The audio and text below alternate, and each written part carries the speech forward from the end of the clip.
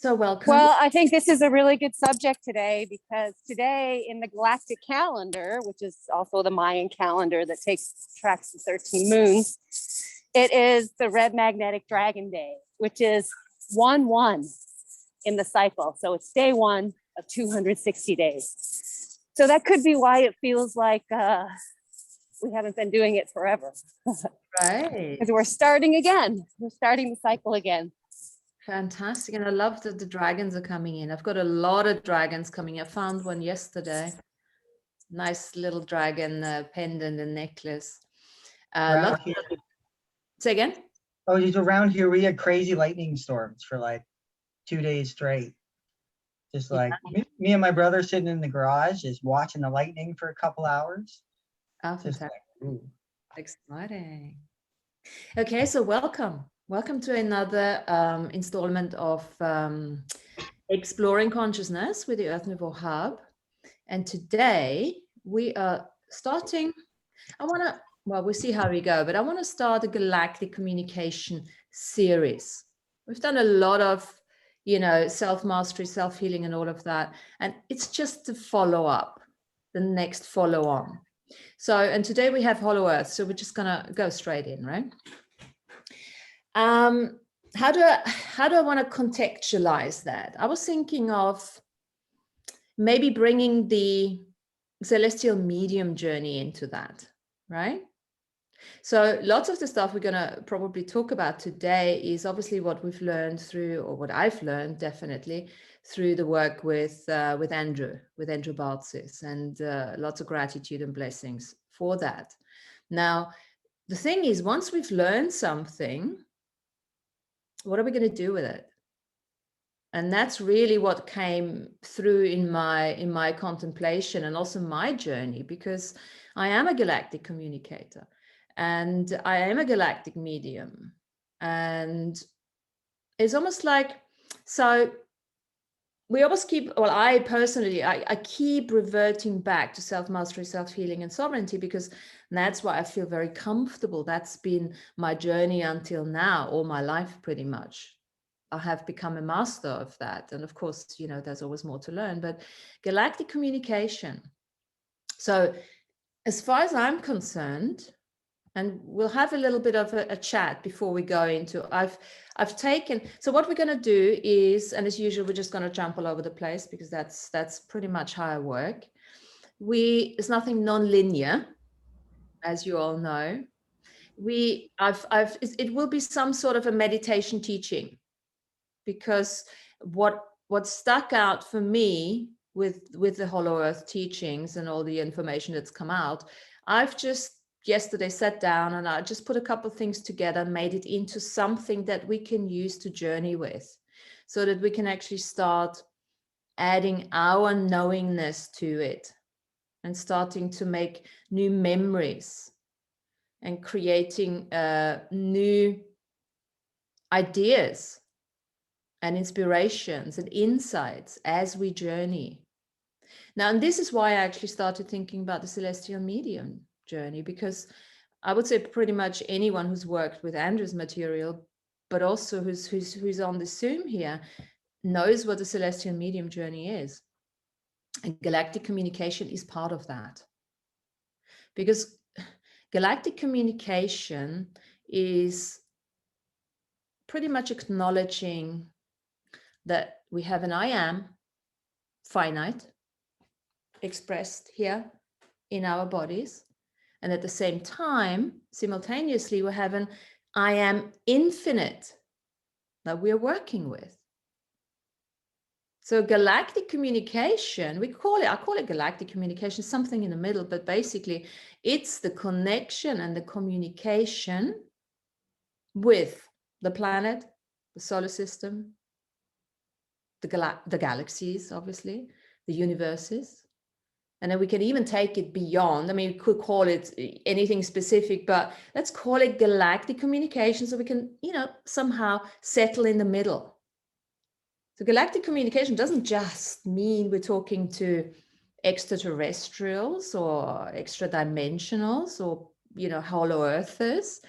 We are communicating with ease on a simultaneous level in knowingness with everything that has consciousness. So at some stage within this galactic, communication series, we will be talking to animals. We will be talking to stones, talking to, I don't know, antiques, whatever comes up. I mean, we already know how to talk to our bodies. We've already played with that. Now that's a galactic communication as far as I'm concerned, because you're really talking to something or somebody that doesn't necessarily talk back to you through the language and linguistics that we are so used to. So for me, and this is just to contextualize this here, is galactic communication is anything where we are connecting and communicating, where we are acknowledging the finite and the infinite I am with the seen and unseen that other people normally wouldn't talk to, like, I don't know, talking to my glass of water here and shit like that, that kind of stuff. That's, for me, it's galactic communication. So this is how this series, I can see that plan out. And where did it come from? I actually asked myself the question, and let me actually throw that in. What is galactic communication? What does it mean to you?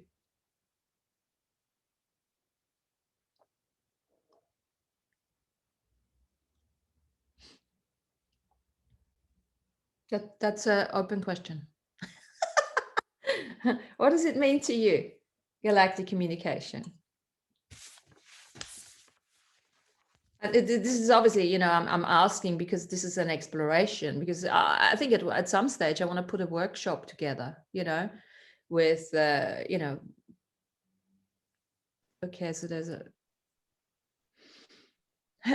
chat. Do we have something in the chat?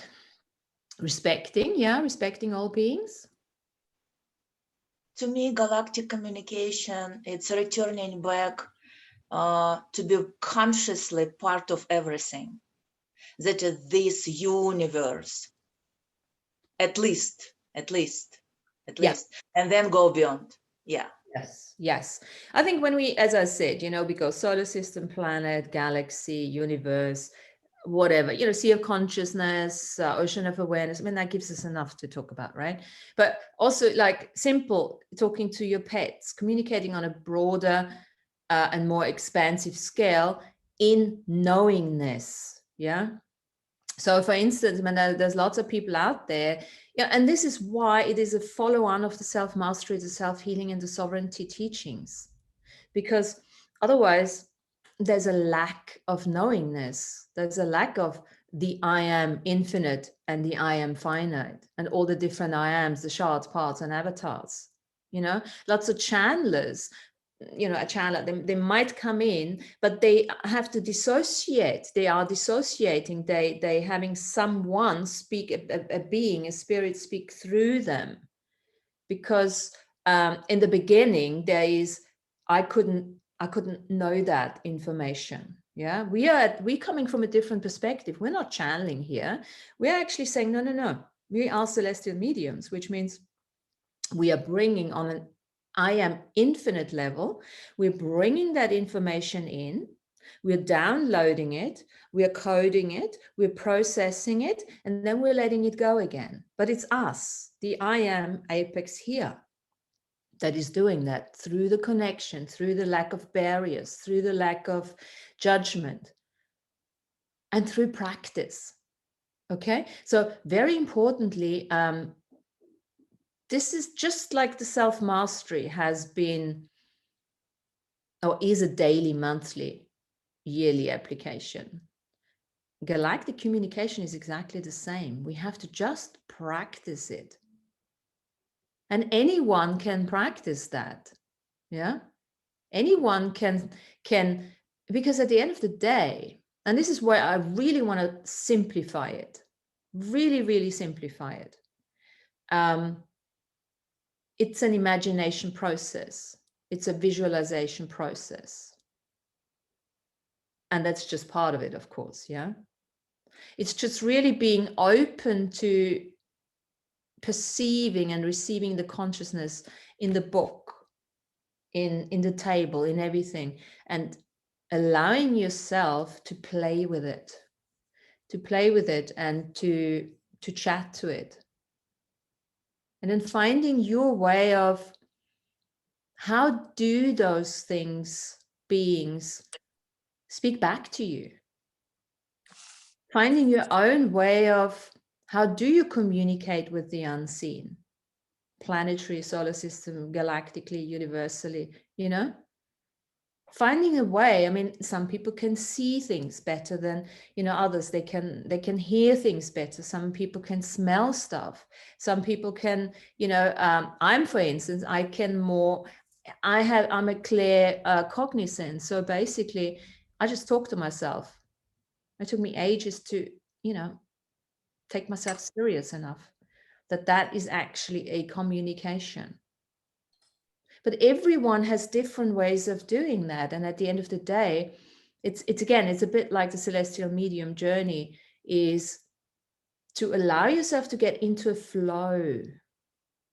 And that fluidity is, in the beginning, it probably just feels like you're making it up.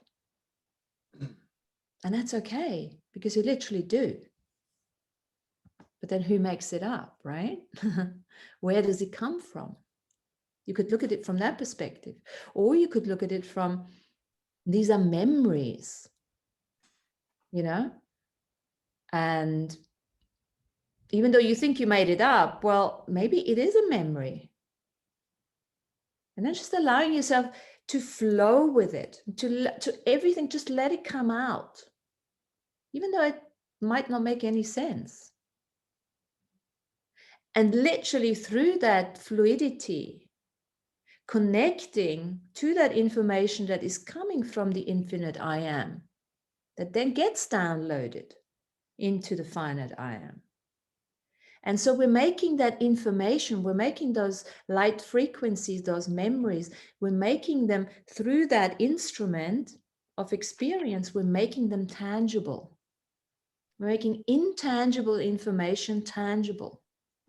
And what is tangible? We're making it real.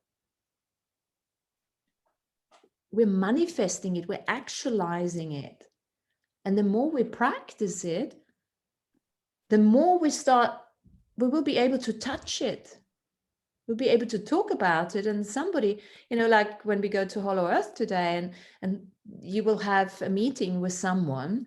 And then once we do the chatting about it, and somebody might have had it too.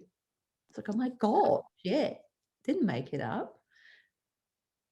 Because if two people make it up, then it already gets a bit weird, right? It's the same with the dreaming. Like, you know, we've heard many, many times, we'll start dreaming the same dreams. And then we just add our faith and no doubt and trust to that capacity that we have as celestial mediums to bring that information down through pure awareness. So I want to look at it from a very simple perspective. That's why I love having somebody like Abi, of course, giving us certain milestones by giving us the information, or even, you know, books you can read about Hollow Earth and stuff. And then you use that structure as I did.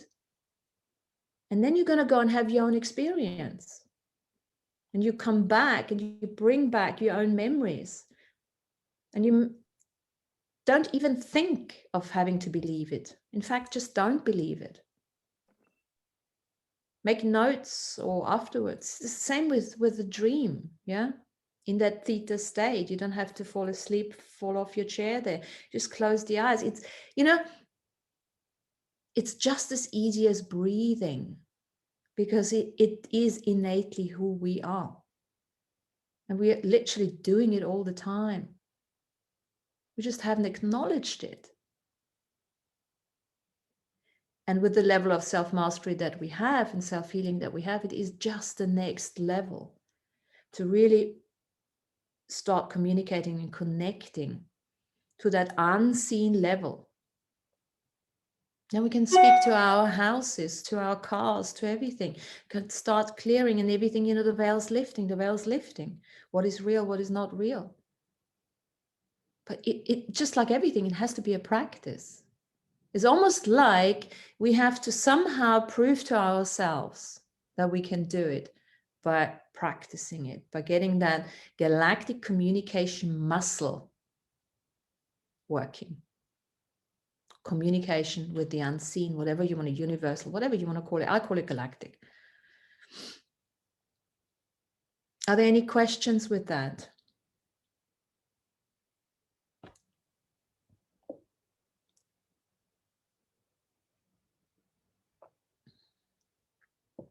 Okay, nobody's talking today.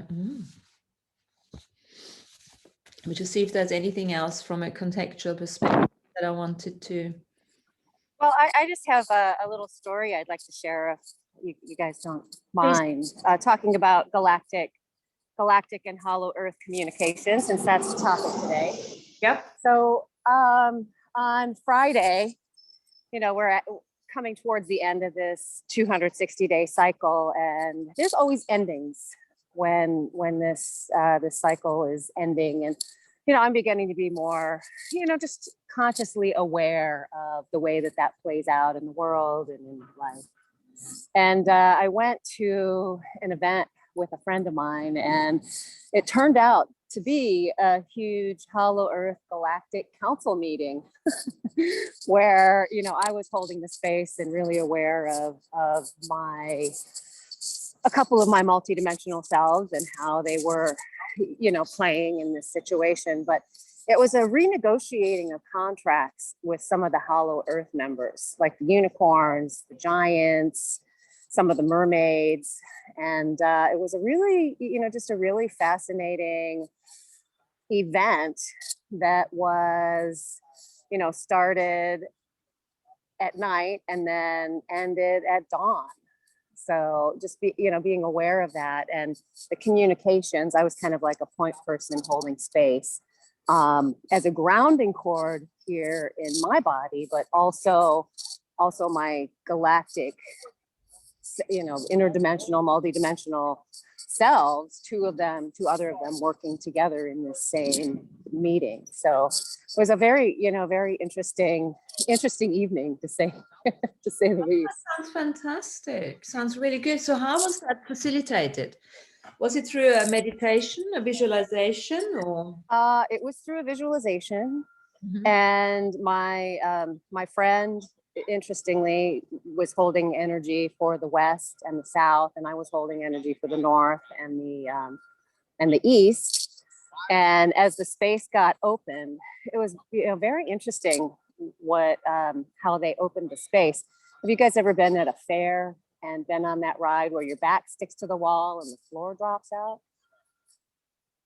You guys, do you know what I mean by that? Well, yeah. It was energetically, this space opened up just like that, where it dropped way down in the center of Earth and the circle kind of expanded. And I could see, part of my multidimensional being that was on a ship came into the etheric space and was acting like, all right, let's see your tickets at the door.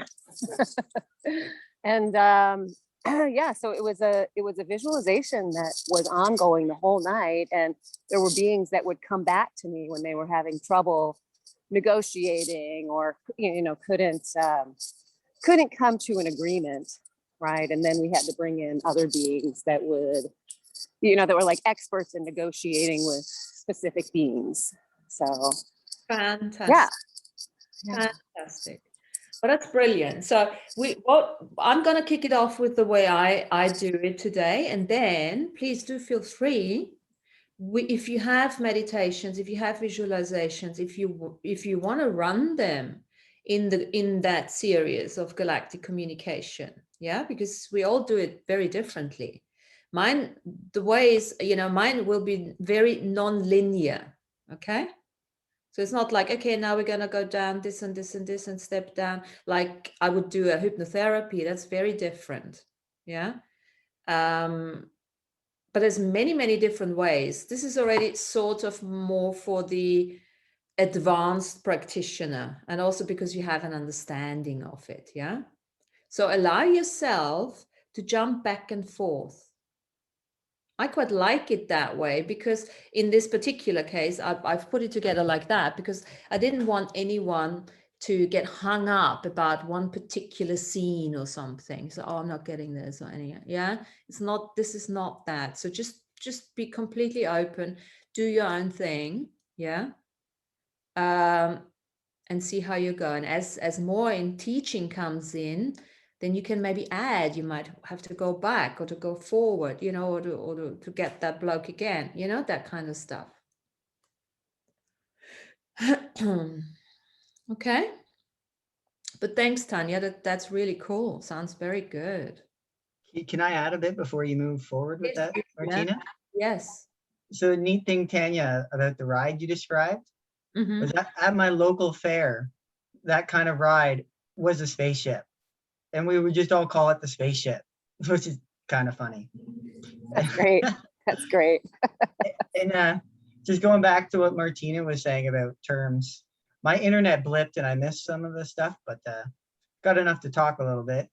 It's about like our awareness and creating things and manifesting with it. Oh, frequency, that was the word.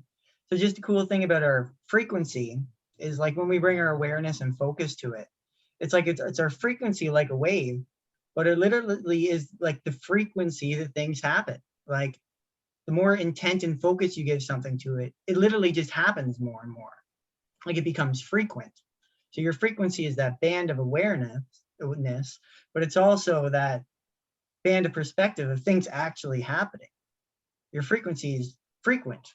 So what frequently happens is part of your band of frequency. It's like a play on words, but it fits hand in hand. And when you put practice and intention and focus, it brings the frequentness to your frequency. Yeah, I like that play of words is my thing. I like playing with words. And you know, frequency itself, the definition of frequency is always the spark of it. So what you're just saying is the more frequent you work with your frequency, the more spark you have.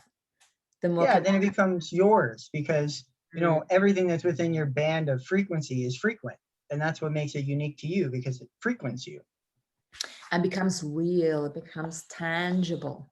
Because it's yours now. Yeah, exactly. And then you, with that intent and practice and focus, that's what makes it real, is because you placed that bandwidth of your own attention on it and you started working with it and building blocks with it. And that's what makes it tangibly real. And with this inner earth stuff, we're pulling it right out of our minds and like the inner aspects of ourselves, and we can touch and play with it. Exactly.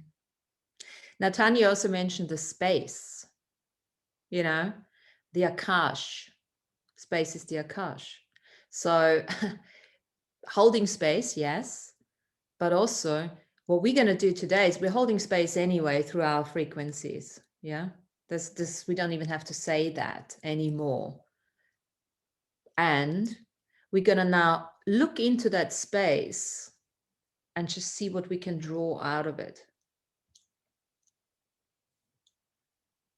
It's a bit like reading the Akashic records, but again, I don't want to say that because then people, oh my God, I can't read the Akashic records, including myself. Yeah. As soon as you want to read them, you can't read them. That's not what we're doing. We're just doing a visualization. All right. So that was all the context for all of that. Yeah. And now we're just gonna play with that. Okay. Now we take it from there. All right. Simple as that. Close your eyes. It's always good to close your eyes. I'm just gonna talk you through it. Give you a bit of space to work with your space. And just allow your infinite, your finite I am to work together. And allow the fluidity.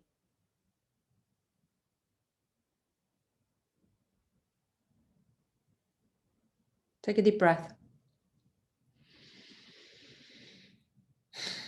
Now that was easy, right? And that's exactly what we're going to do. So welcome to the path less traveled. Please put your body at rest. Both feet on the earthly ground. Keep your eyes closed. And then maintain a gentle but steady gaze towards your spirit eye, the bridge of your nose. Free your mind of endless chatter. Clear the ancient clutter. Drop the barriers of separation and just step out of all those boxes of limitations. Then again, bring your attention back to the breath. Breathing in, breathing out. Equal length of inhalation and exhalation. Without hesitation, without expectations.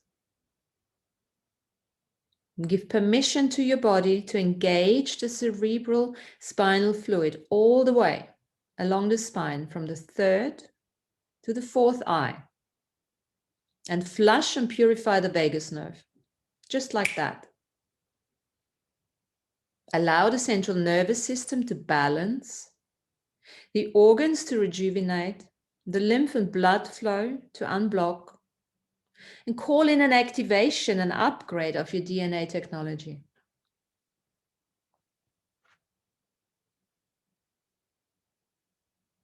The realness of this journey will be a matter of your perception. So please let go of anything you've ever learned about what is and what isn't possible with matter density technology, energy at large. Hollow Earth has been waiting for some of us to explore its terrain, to co-create more consciously, with increased awareness.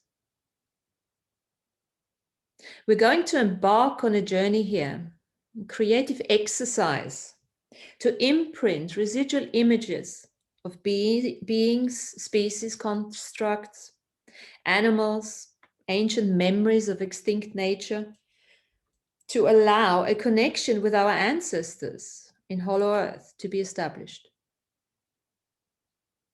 And this is not a one-way communication.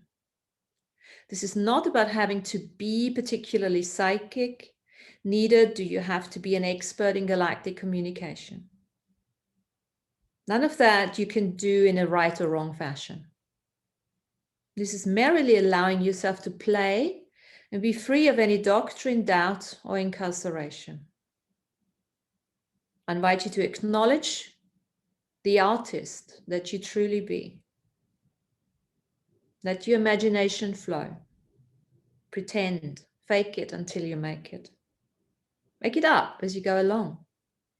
Perceive and receive how your energetic imprint takes on form and structure, a life of its own. This is you acknowledging yourself as a potent co-creator. Now imagine some species that have gone through extinction that now live in Hollow Earth as your great ancestors. You've heard of dragons, unicorns, the Lemurians, greys, Syrians, reptiles, reptilians. The Earth allows those beings underneath the surface to function and experience the sun through her toroidal fields, the planet's filters, and her heartbeat. It is different to astral beings that are interacting with light, creating magnetic repulsion on the edge of the stratosphere that ultimately interacts with the surface world. There's nothing solid about that, whereas in Hollow Earth, light can be solidified. Energy of the central sun can come through, connect to all aspects of the universe through the oneness field. And you are part of that. Breathe into that. Breathe into that knowingness that you're part of that oneness field.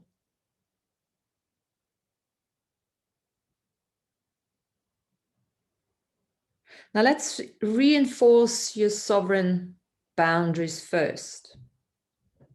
We're not here to get involved in any of our ancestors' ancient battles or ideologies. Those are still many between the clans, species, and tribes, and beings under the Earth's crust. It's not of our concern who has been more ancient, more advanced, or who has the most founder DNA. As we, members of Resistance Free Earth, journeying to the grounds beyond our surface, we are to embody the sovereign energy of non-competition and non-hierarchy. We come in peace, in joy, in the capacity as universal citizens of the fifth wall of peace. Take a few moments to breathe into that. Breathe in that energy of you being that universal citizen of the fifth world of peace.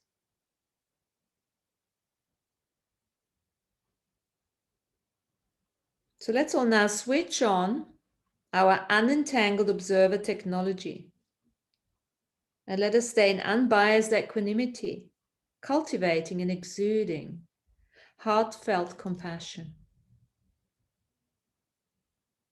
You and you and you and me, we're all holding space for the beings in Hollow Earth to resolve their struggles, to make peace, lay down their weapons, to once again come to the surface if they so choose. We are the healers. We're the peacemakers. And we have trained and have grown into this task over many, many lifetimes. It is during this simple way of embodied journeying where we naturally create harmony and infinite potential and possibilities between all different souls across the galactic borders. Now take a moment and conjure up one of your soul's ancestors that has chosen to no longer be part of the surface Earth's expression.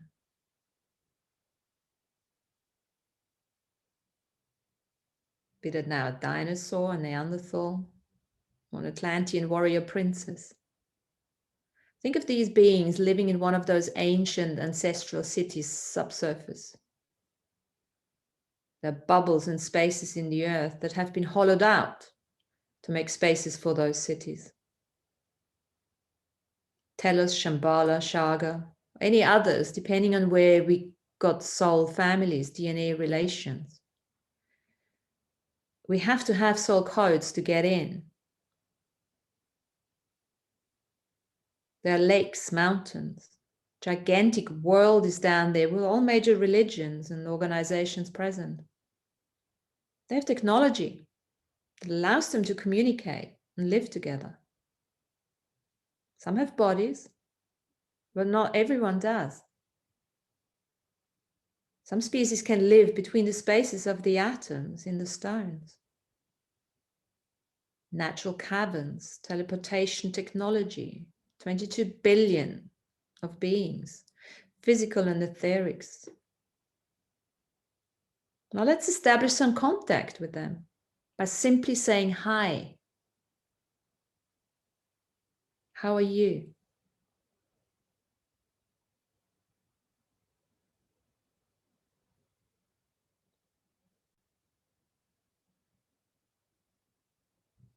What are you perceiving?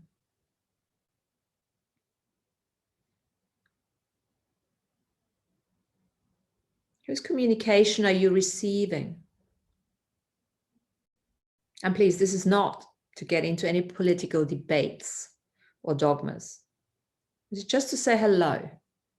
Introduce yourself, give them your name and ask for theirs.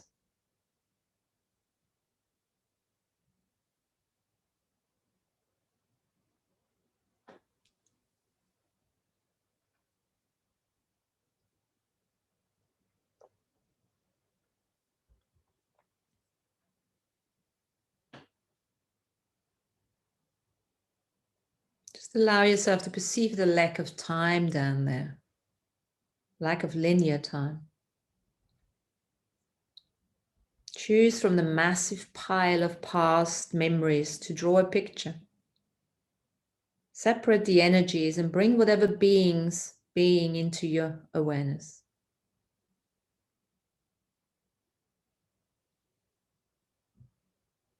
Most of the species down there have been part of the time travel paradox and wars. And whilst they're not governed by the same institutions as we are, they have a clan and council system, different to our political parties.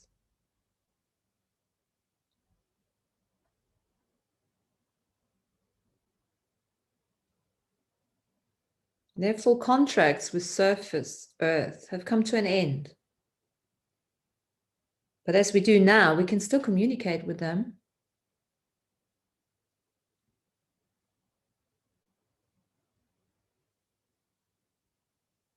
What is it that you're getting?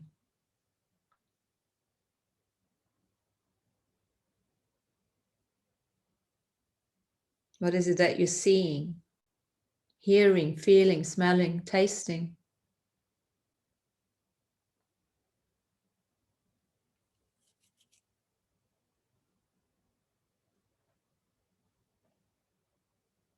They already have graduated and completed their purpose in this matrix.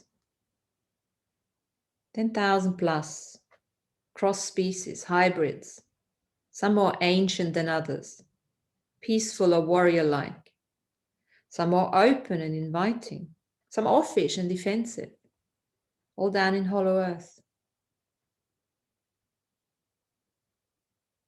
Choose to liaise with the ones familiar to you. Any colors, any residual images? What are you sensing, perceiving, receiving?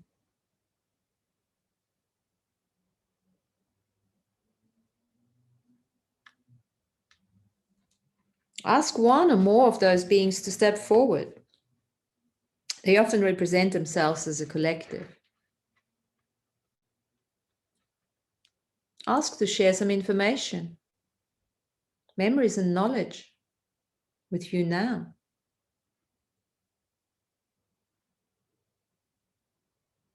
Always establish some rapport first. Find out what they like and share your likes.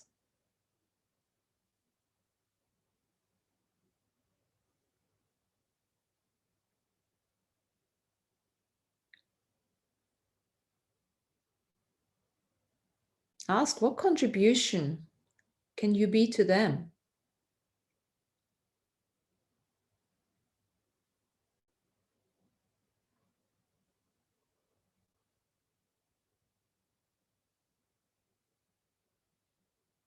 Is there something they require of you?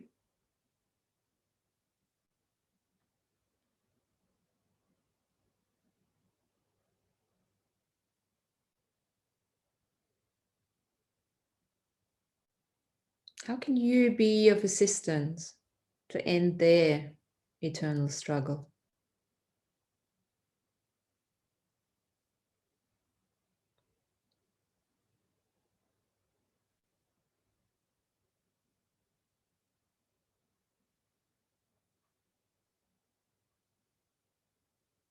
Not all of them will remain as the earth is shedding the baggage whilst going through her rebirthing process.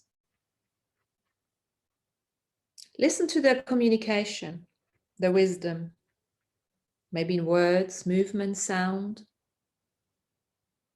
light language, or maybe just thoughts that drop into your space, into your mind. You thinking, you're talking to yourself, just making it all up.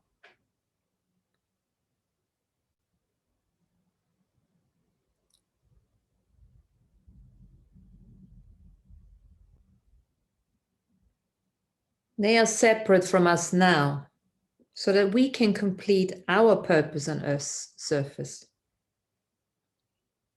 This earthly experience and experiment has been using disconnection and separation to resolve galactic time travel karma with all 66 planets and beyond. We're all coming back to the same source at the end in unity consciousness connection.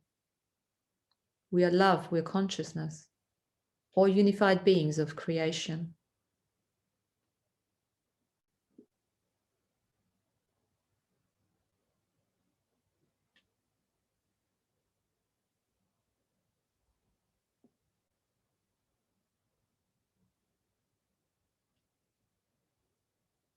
What is their take on what's happening right now?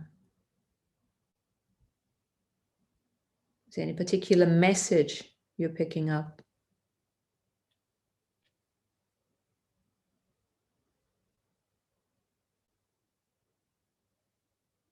Awareness might come across as a color or a symbol. Doesn't have to be, probably won't be too clear on your first visit. The more you journey to the hollow earth, the stronger your connection will become.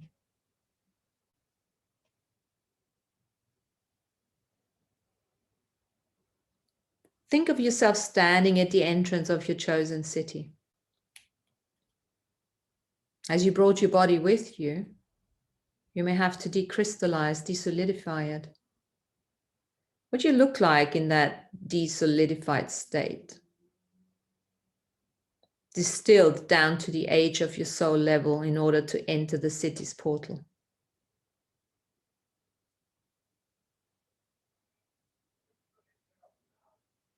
Now, as I said, this is not an outer body experience.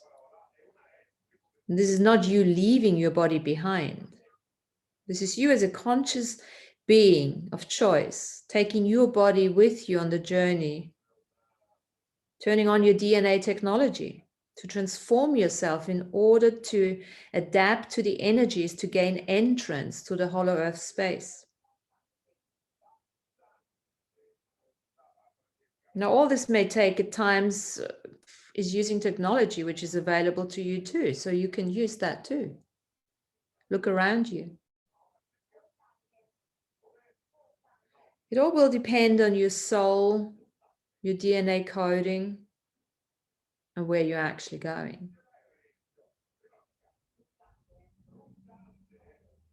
And of course, how much practice you have behind your belt. Lots of that practice would be in dream time. Any messages? Nice to see them, or is it rather daunting?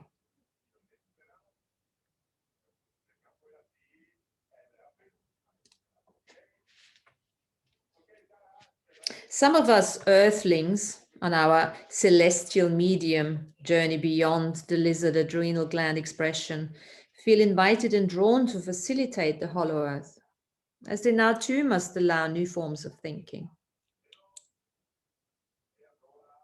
In order to do so, we firstly have to acknowledge their energies without fear and resistance. Acknowledge that they are us and we are them. Stay neutral, stay sacred in your observation. Remind yourself of your fortified self that honors the choices of others, no matter how absurd they seem. Do not project your heart's desire. Do not fall prey to empathy, sympathy, and false devotion. Just be and embody the energy of change and transformation. We're not going there to martyr ourselves. We are aware of being catalysts of change.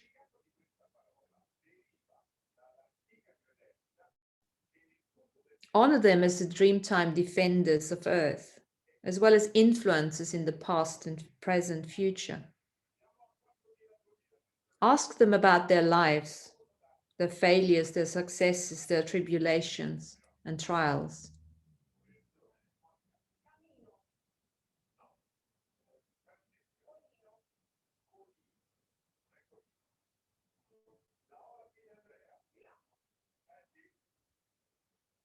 How can they help you plan your personal life?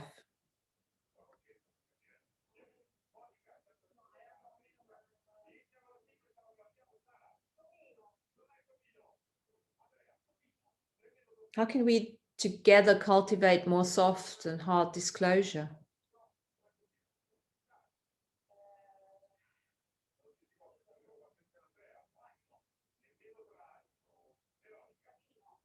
You can hang around there as long as you like, as long as you're welcome. Drop the barriers and stay grounded. Stay conscious with your sovereign neutral boundaries. And remind yourself this place is just a thought away. You can go there and visit anytime. We also have an Earth Nouveau embassy down there. You're always welcome to join in the activities.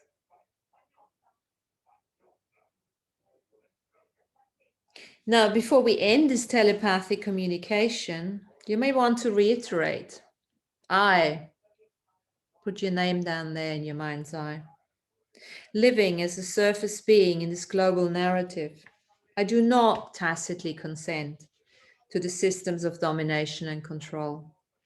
Neither do I support the maintenance of its hierarchical system and the energy harvest. As a universal citizen and member of Resistance Free Earth, I'm here to invite the sacred neutral beings of the Hollow Earth into a circle of trust, to share, to connect, to serve, peace and transformation. During dream or awake time, I sovereignly make myself available to communications and collaborations in the present, in the future. I'm here and open to connect to all healers, teachers, dharmic warriors of love and peace, to support the galactic, universal, and planetary evolution of all sentient kind. And so it is. Aho.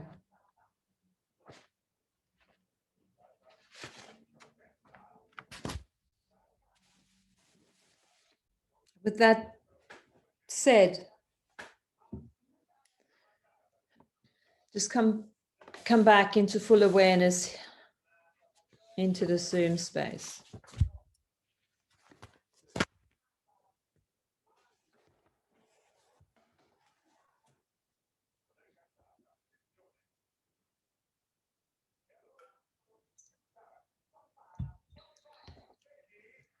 Who wants to share some of their experiences down there?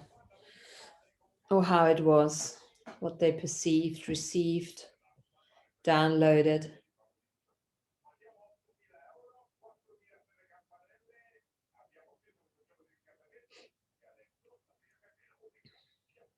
What did you think about that kind of meditation?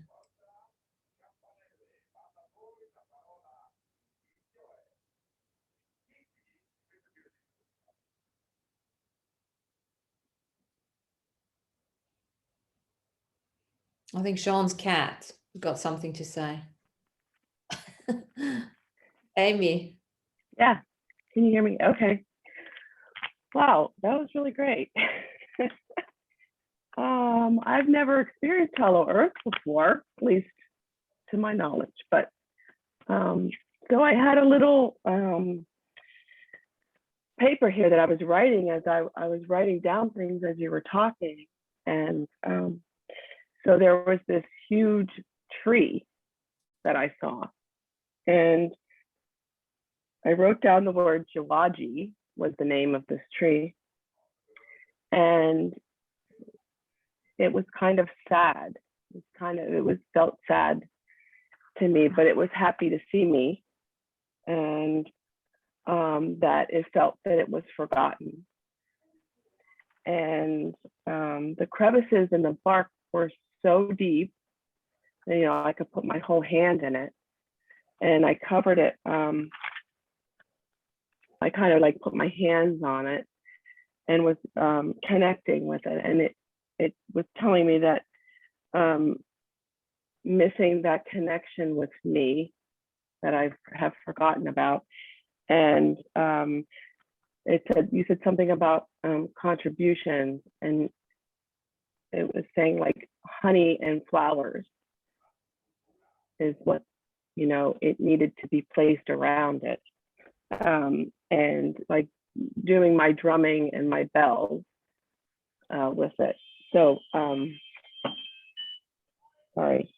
So I was just, you know, putting my hands on it and just kind of making that connection with it. And something about a song might be coming through for the tree. And I don't know what that is yet. But when you said something about going into the city, I turned into like this glittery static being, like opalescent feeling of it. And they were just kind of connecting with me. They just kept saying connect, connect, connect, and that I haven't been back in a while. And so that they missed me, and it was a lot of sadness. So that was kind of cool. And I didn't get entangled when you said that. It was like, yeah, I didn't want to become that, like, I feel bad, you know, that I haven't been back, or back, you know. It was kind of cool to be able, I'm glad you said those words, because it was like, I could see myself kind of like, oh my gosh, I haven't been back. And so I just kept saying connecting, connecting. So that's kind of what Hollow Earth wants from me right now. So, yeah. Thank you, Amy. Yeah, you're welcome. Thank you for sharing. Fabulous. Yeah, thank you for that. I love how you do that. I don't know, it just felt very soft today, Martina, like the softness of your voice, and it's just really, you know, I had a hard time getting there, but I got there. Like I was resisting a little bit in the beginning, and so yeah. So thank you for that. No, you're most welcome. Thank you for playing. Yeah. Lana, you want to share? Hi, everybody. So when the meditation started, the first thing that I saw was two women with two dogs. But then I realized that those two people were my next door neighbors. So anyway, the journey continued on, and I felt like I was walking. I imagined that I was walking down a pathway with steps, and then I had bits and pieces, like flashes of different forms and things showing up, like when you have a dream and then after you wake up you can't remember. I saw bits and pieces of different things, and the second thing that I saw was I was walking down this like tunnel that had bricks around it, like an underground sort of tunnel, and that was a very quick piece. And then I saw a flash after that of a man in a like a middle-aged gentleman, like in his 60s, wearing a very white suit, and he was wearing a hat, and that was a quick flash. And then there were other things that I saw along the way of quick flashes, but after the meditation was finished, I couldn't like grasp and hold on, because everything was just quick flashes of different things showing up. So I can't remember them to retain them, but I did remember seeing a person, which was the man in the white suit, and that was most I can really tell you at this point. But I did not see a place that I can identify as Hollow Earth or anything like that. It was more like seeing flashes of different things along the way. And that's absolutely fine, because, you know, we all have our own experiences and we all have a different expression of it. This is why, you know, I refrained from giving it too much of a, I brought more of the teachings in so that you could come up with your own layouts and, architecture and, and everything. Yeah, it was very quiet and peaceful, um, moving through of different flashes of things. So it was good. Fantastic. Thank you. Thank you. Uh-huh. Thank you. Thank you. Who is next?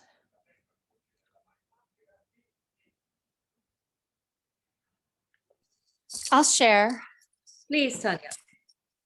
So when you said, are any of the ancestors come forward? I had a Viking warrior come forward who was in my ancestral lineage, but also part of my incarnated soul being. So I didn't realize, I guess, or hadn't communicated previously that I had, part of myself in Hollow Earth. And he was a clan leader. He showed me the civilization that he lived in, and previously, before he went into Hollow Earth with his clan. And then we visited the information of, why he was there and why his tribe was there is to amplify the heartbeat of Mother Earth by singing, by dancing, by celebrating. And so he showed me, very similar to the stories of Valhalla, and how the entrance is up near Norway. I kept hearing Svalbard, which is very far north in Norway, I think. And showed me, the tunnels and how to get there, but then how it opened into the Valhalla feasting hall, and how there was dancing and celebration and foot stomping to help to connect with and amplify the heartbeat of Mother Earth so the surface world beings can hear. Fantastic. Fantastic. Now, did you, the question to all of you, how did you perceive them as, when I go down there, I always get the sense of, what can I contribute?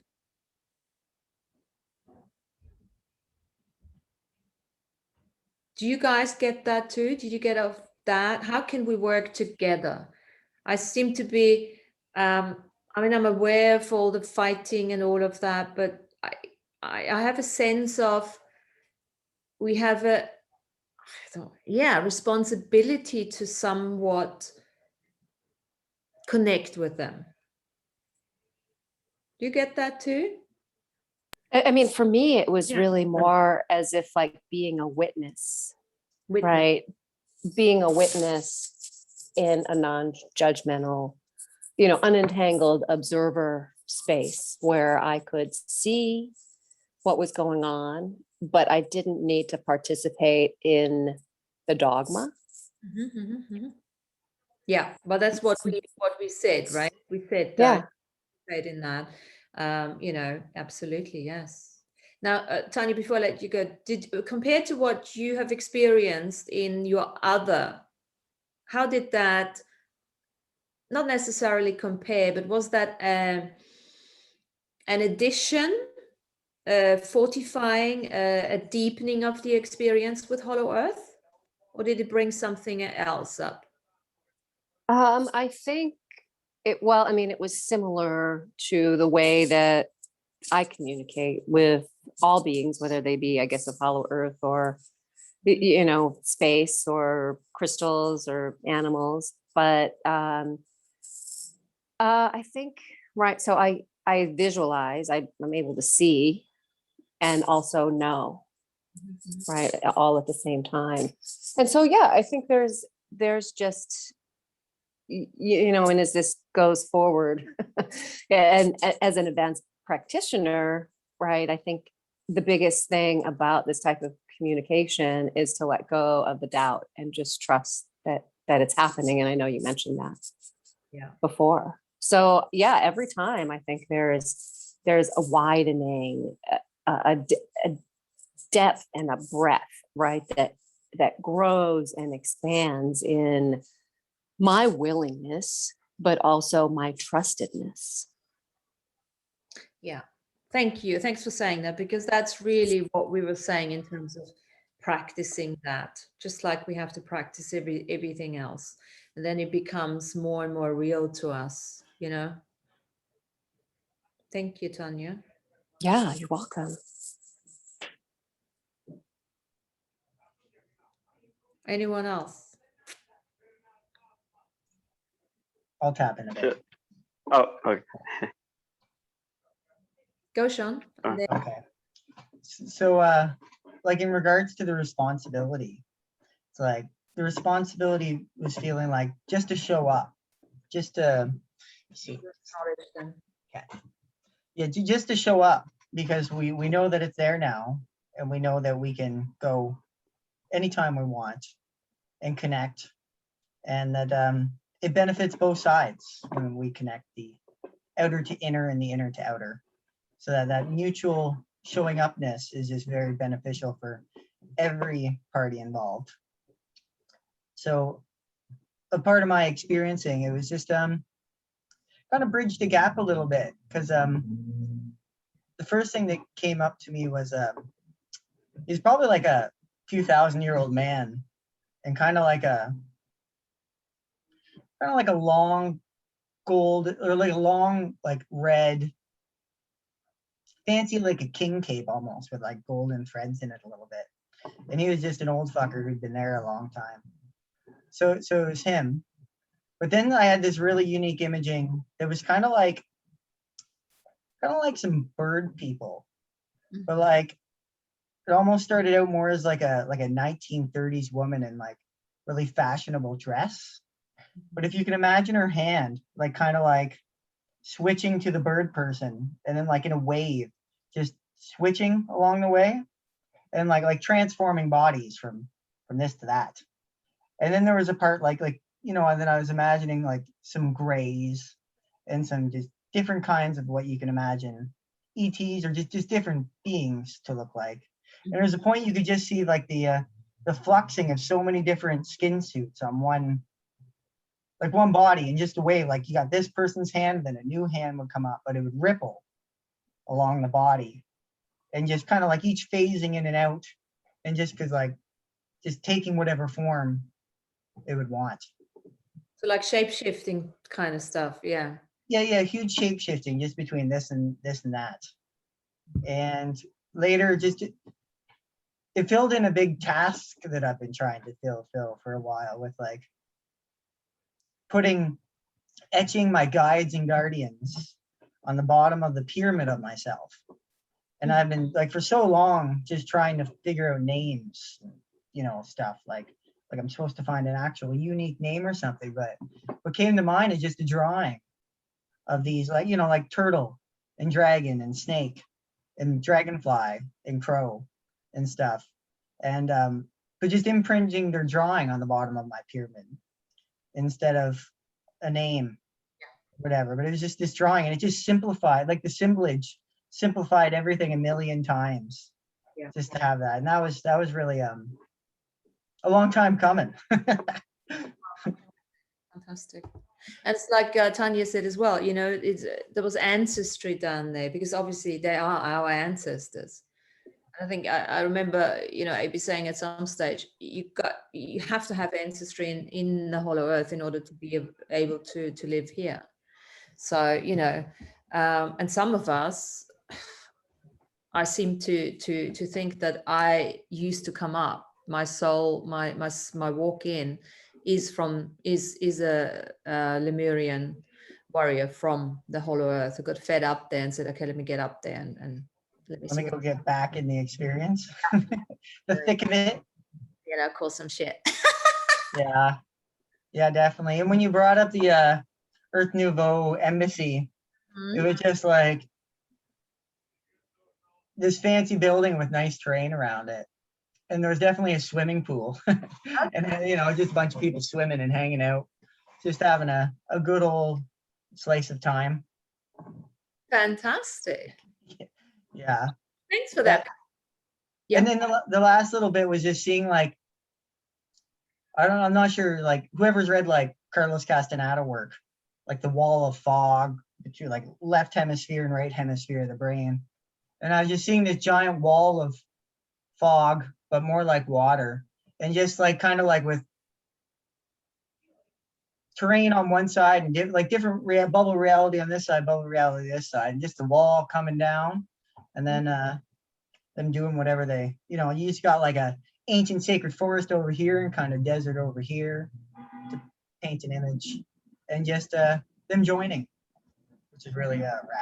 Fantastic. Harmonizing, the coming together. Yeah, just like this circle coming out from the middle of the wall, just Nice. so it's gone. Yeah, so thanks for that. That was a lot of fun. Nice streamline. Thank you. Yeah, thanks for playing. Who else wants to share? Yeah, who's next? Who's next? And then, of course, you know, as we've had these experiences, you know, we can go back down there again and meet them again, you know, like your bird people, for instance, or the Viking and Tanya's, or, you know, the white man, you know, and have more conversation with them. Who are you? You know, what's going on, and stuff like that. Yeah, and make it a part of our frequency. And really do use the opportunity to go down into the embassy, because, you know, we are creating that. We are creating it by you going there. Now, Sean just installed a swimming pool there. I didn't know there was a thanks for that. And then, you know, maybe over the next couple of months or weeks or years, you know, we're going to start meeting down there. And then one day we say, oh, did I meet you in the embassy or here? Where was it?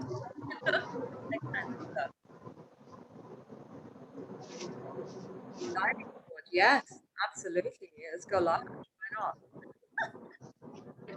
Who else wants to share? Alfredo, yes, your turn. Oh, yeah. Can y'all hear me? Oh, wait, what? Yep, Hello? sounds good. Oh, okay, awesome. Yeah. So I was kind of eating when it was going on, but I was still zoned in and getting some visuals here and there. But yeah, I also saw a warrior too, Tanya. I saw, I couldn't see him too intricately, but he had like a spear and whatnot. And he was like shouting light language at me. And it sounded familiar to the stuff that kind of comes out of me every now and then. And then, yeah, like it was a cool journey, Martina. I really appreciate that. You're welcome. What was it? Oh yeah, and I was thinking about the little people from the dream that I had, and then I kind of went to that, and I've been implementing that into my, you know, own creations. And I was like, I saw that, I brought that in, and then like they had a little fire going in the ceremonial circle, and then behind like the dream that I had, it like this little open up to like a palace over there. And yeah, I saw some cool horned creatures, and oh man, yeah, I'm gonna have to revisit it later, but it was really cool. It was a very grounding experience for sure. Good. Thank Good. you. I like to say that because when we travel now, and I said that in the script, yeah, when we travel now to certain places, we're to everywhere we go, yeah, we're taking our bodies with us. Yeah, so don't leave your bodies behind. You can go astral traveling, you can go into the hollow earth, you take your body with you because you want to stay sovereign, you want to be sovereign. Just everything that applies here through the self-healing, self-mastery, you want to start applying that in the unseen wherever you're going. Because remind yourself, you know, the higher the level of awareness is, the more your light is, the more the riffraff gets attracted to you as well. So you really got to make sure, you know, and there's obviously lots of much more detailed, you know, meditations and visualizations out there. You know, put yourself in the light and in the tube and all of that. But at some stage, you just say, okay, sovereign boundaries, and, you know, off you go, breathe, you know, that type of stuff. You don't even have to, you know, go in for ages and then come out for ages. I really wanted it to be like, it is like breathing in, out, here, yes. Lana. Yeah, what I wanted to ask you is that you've talked about the embassy being in Hollow Earth, but I've never really heard you talk a whole lot about it. You said you've created an embassy there. Could you give a visualization of what the embassy perhaps look like, so that if we are having taking a trip there, we have an idea of what we're looking for, besides what Sean just added in there. Is there a way for you to give a visualization of what the embassy perhaps appear like? Yeah, we Yes? started. It was in I think February 2020 when this whole thing came up, when we started talking about it, and literally there is, to be honest, it requires people. Yeah, we've had people. It was the 5 of us. You know, we said, okay, so Jesse is the architect, so he started doing a bit of architecture down there, and then Dave went out to get us really cool tiles and bricks, you know, from everywhere, and when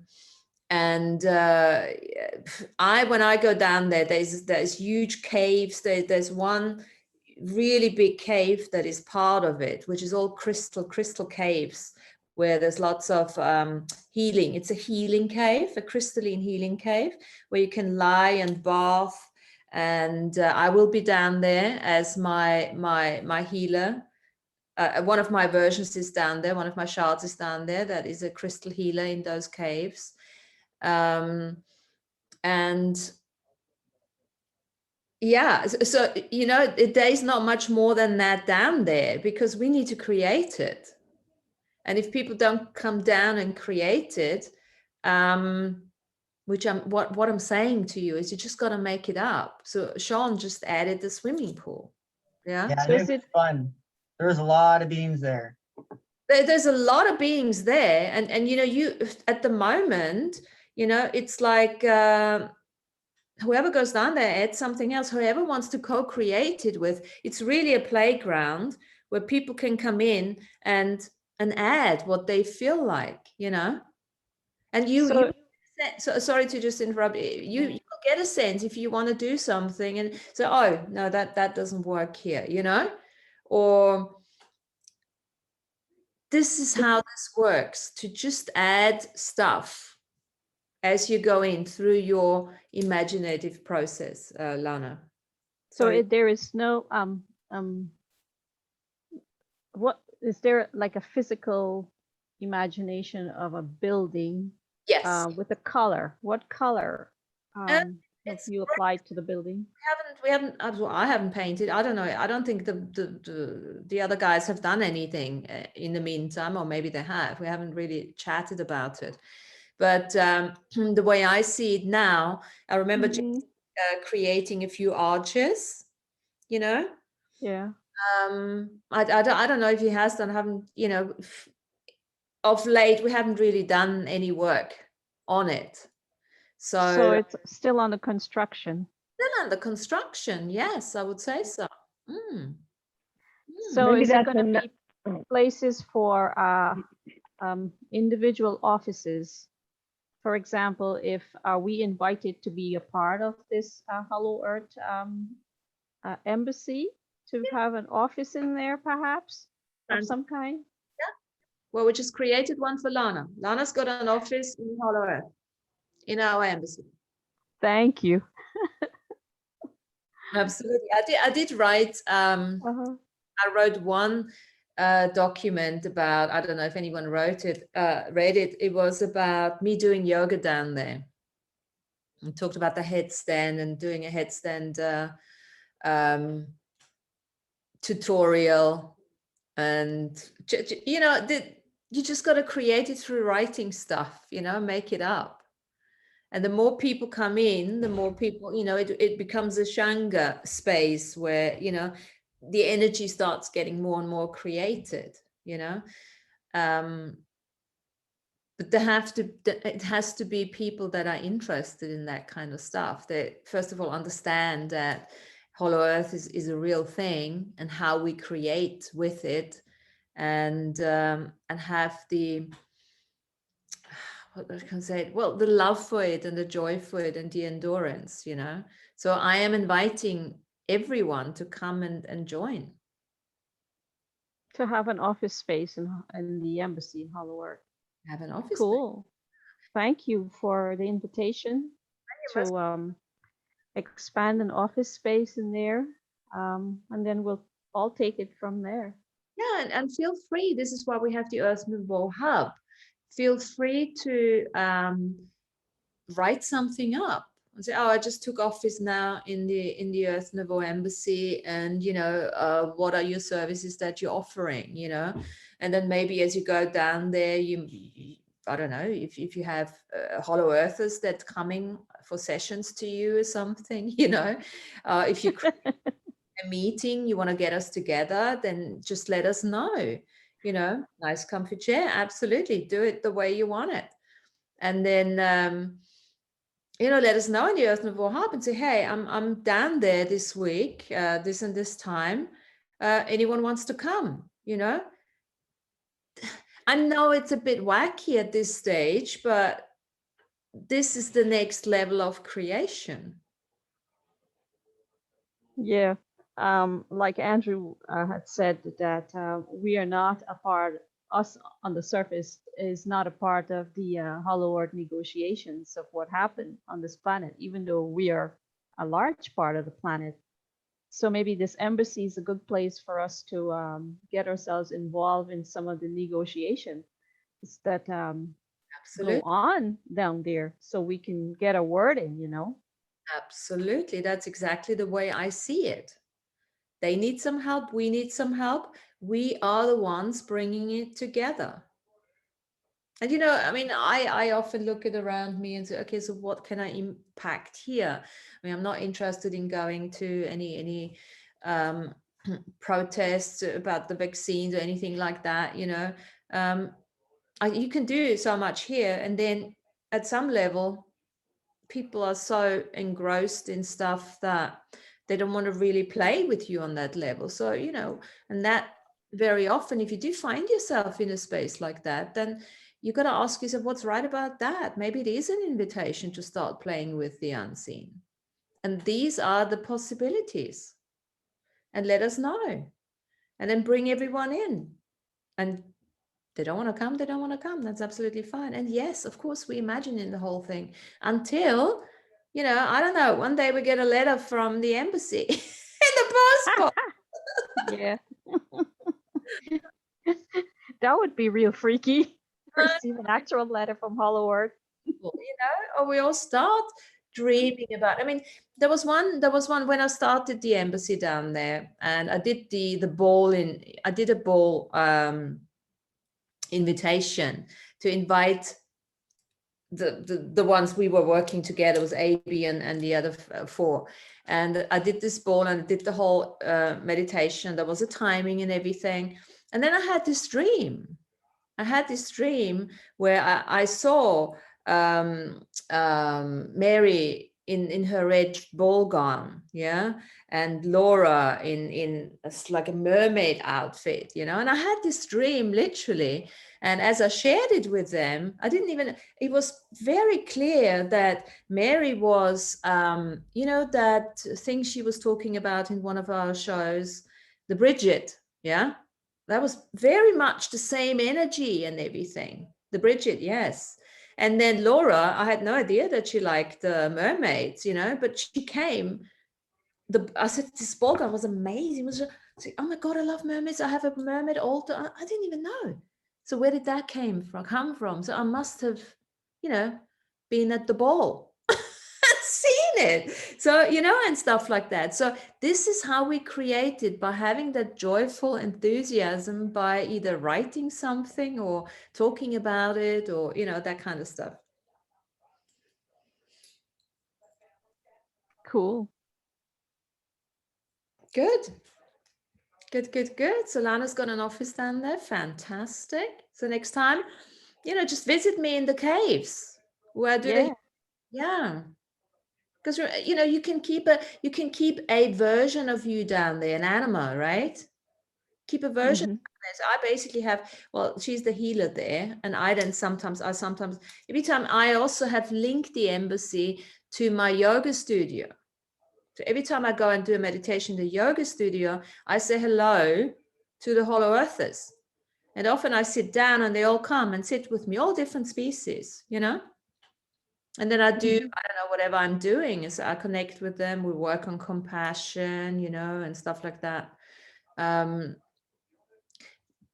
But you know what it's like. I mean, you're doing a lot of stuff on your own, but it's obviously much more fun if you do it actually with other people as well, to keep yourself inspired with all of that.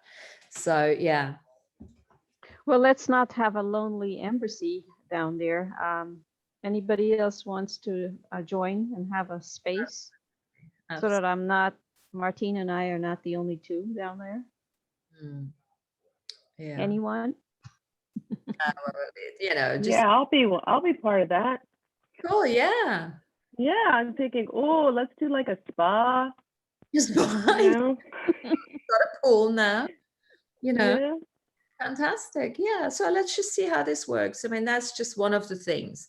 But you got to start somewhere and then create the energy. It's all about creating the interest, the energy, the inspiration, the fun, the joy, until it becomes something much more real than that. And, as we're doing that, we're putting our focus and intention onto it. Now, let's see what comes of it. Yeah, let's watch our dream time. Let's see what this creates in this bubble of reality, and how much more we can create down there. I'm having this little lightning bolt moment, Yeah. and it's a little bit off, but it's in the AD world, which is really, really cool.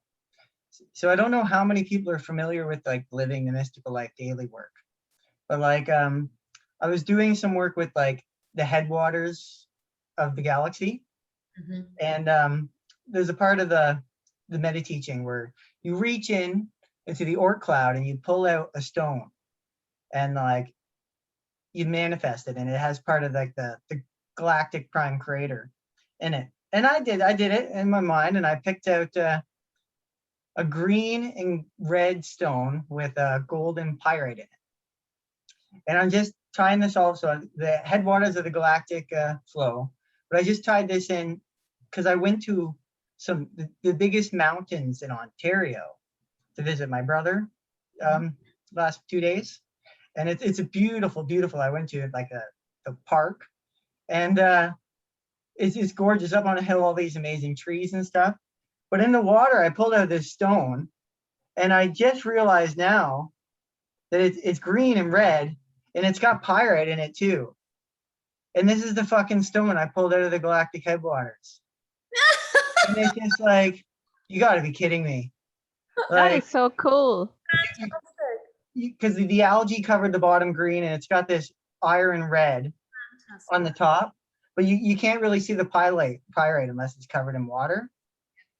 But oh my god, what the hell? What's going on, guys? Super cool. Sean, I have a stone like that that I found, and I don't know, somewhere in the yard, and it looks very similar to the one that you have. And I inherited a bird bath, and I have since put the stone in the bird bath. And the birds, you can't imagine how many birds and bees and all kinds of insects, they would come to the bird bath to have water or to take a bath. That is so cool. Beautiful. And to rephrase that, I didn't take it out of the Oort cloud.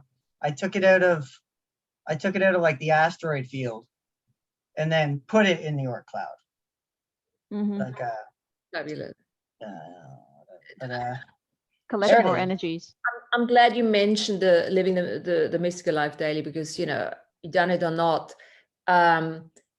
it's all meditations.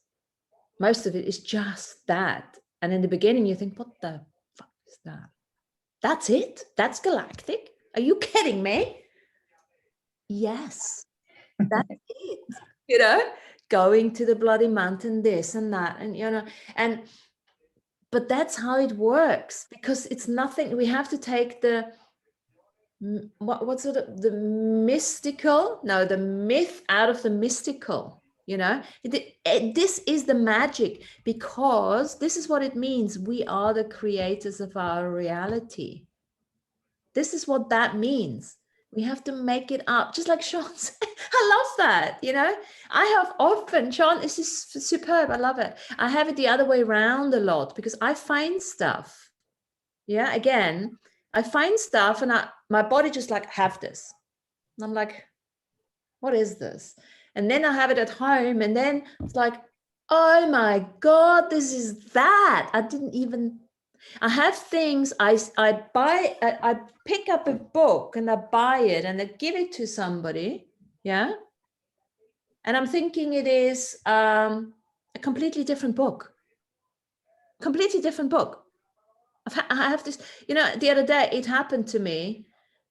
I bought a book for a friend of mine because I know he likes Da Vinci. And I gave him that, and it was letters from Da Vinci, right? And then he phones me up and says, oh, let's go to the Van Gogh exhibition. So, oh, this is so cool, right? And he says, oh, this is because you bought me that book. And I'm like, what? I haven't even told him that. I thought I gave him a book about Da Vinci. And I gave him a book about Van Gogh. Letters. And then he invited me to the exhibition. I'm like, oh my God, this is so interesting, because obviously I had to go to the exhibition. It's just wow. Yeah, we're building up the manifestation train here. And here's another vivid one that just entered me just also a few days ago, before I visited my brother. Because I had this dream. I've dreams all the time. But right before I woke up, the last thing I saw was there a person chasing me and throwing fists at me, and I was grabbing their fist. And like, I used to have fighting dreams like a fair bit. But I woke up and I did this kind of like this moment today where I had the thunderbolt. It was midway through the day, and I was like, as I woke up with a sore eye. It was like my eye was, yeah. And then halfway through, I was like, I got a fucking black eye. Fantastic. For my dream. Mm-hmm. Mm-hmm. And like, just nuts. And then after 2 days, it cycled through to the other, like the energetic feeling. It literally felt like a black eye went to my other eye. And I was like, I pulled that right out of my dream into real life. Like, or into this dream, But like, absolutely. it's like that. Sometimes I wake up in the morning completely bloated and I have no idea why, or in pain. It's ate a wedding cake in your dream. because of whatever the hell I'm doing in dreaming time. And that is again the invitation. Sovereignty applies in the unseen as well. Even when we sleep and we're not aware, but if we are fortifying ourselves on a daily basis in this, and we actually also acknowledging it has to be done in the other, then we will be much more fortified in the dream world. And it takes a long time. Like it can happen in an instant, but like part of the practice and stuff. But like bit by bit, and like those aspects from the dream really do show up in the everyday life, even if they're mundane, like whatever facet that's the dream world the most. Like, yeah, and then in a lucid dreaming situation, you'll probably hear yourself repeat certain things. Oh, I'm a sovereign being. I've done this many times. Like I heard myself say, send you back to sender with going all of that. Bringing the prayers in to the dreams. Absolutely. And this is the invitation. This is nothing. Galactic communication is nothing other than that. Yeah, and like there's an old Tibetan adage or something, like if you can pray in your dreams or do your prayers in your dreams, it's like doing them 1,000 times over. Mm-hmm. I had a crazy dream like that where like I went to bed and immediately I saw like this silver circle around me, and I could hear myself like reading all my revocations like right when I was going to sleep. I was like, holy shit. So yeah, it does like affect it. It's crazy. Because like, anyways, I gotta go, guys. I'll see y'all. Alright. Oh yeah, go ahead, Peace Sean. out. Peace out, I want to brother. hear you. Well, it's Oh just man, all right, yeah, I'll see y'all later. like dream You're a cool bubbles. motherfucker. I appreciate you, Sean. You make me laugh so much. It's ridiculous. Like, Right yeah. back Later, at you. guys. But like Yeah. dream bubbles, studying school, like sometimes I'll get taught like herbs, or sometimes get taught energetic meridians. But sometimes all the old ones, like I'm just swinging a fucking hammer, like working, like part of like the precognitive workforce of the founder beings. But I'm just swinging a hammer, and it's like I gotta get rid of that dream world. Like, and then there's the excess sexual energy dream worlds, and then there's the like the video game dream worlds, which are kind of fun sometimes, but like sometimes it's like just get out. And like there's the new ones, but there's still all the old ones there too. And in the dream world, they all kind of mold together into one like super dream. Just remind yourself to clear out the dreaming trash on a daily basis with your first bowel movement. Just let it go. Yeah. Well, it's great, like recording it, like been a long time, like over a year since recording things and starting to see the patterns. Like that's where I could see the hammer dreams and the sexual dreams and the fighting dreams. It's like, okay, fighting dreams go, work dreams go, like eating food dreams in, playing with friends, jumping in the pool, dreams in, like more learning dreams in, definitely in. But the crap, bye-bye. And squatters get the fuck out. Squatters, yeah. Yeah, like dream your own self deceptions, squatters. Some of those tricksters coming through, yeah. Yeah, because we create characters that live in those space. Like, okay, you want a carpenter? Well, some guy's got to make the nails. But like all these different characters become part of your dream space, and they're not too happy about the idea of you closing it. Oh yeah, no. I mean, dreamtime sovereignty is hugely important. It's part of that galactic community. It's part of the celestial medium journey. It's part of that. So we'll never get around self-mastery, self-healing. We just got to really add all our bits, shards, parts, and avatars and stuff like that. Cool.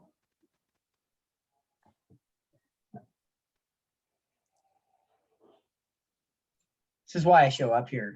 It's like, oh, all these things, all these shards and avatars and dream bodies start micmacking with each other and connections happen. Yeah. Can I share a dream that you guys reminded me of? You were talking about prayer in dreams. So this was a while ago.